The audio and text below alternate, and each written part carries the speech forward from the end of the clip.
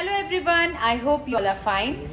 कल सुबह 6:30 बजे मेरा एक बहुत ही खूबसूरत गाना रिलीज हो रहा है, जिस गाने का नाम है फलनवा के बेटा सपनवा में आता है, जिसका आई थिंक एक दिन पहले उसका पोस्टर रिलीज हुआ है।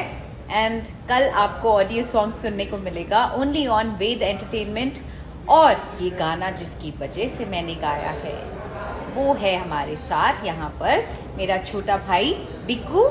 इसी की वजह से मैंने ये गाना गाया है, इसने ही मुझे बोला था ये गाना गाने को।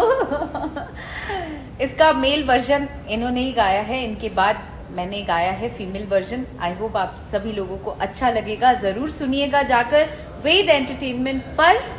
कितने बजे? 6:30 बजे सुबह। कौन सा गाना?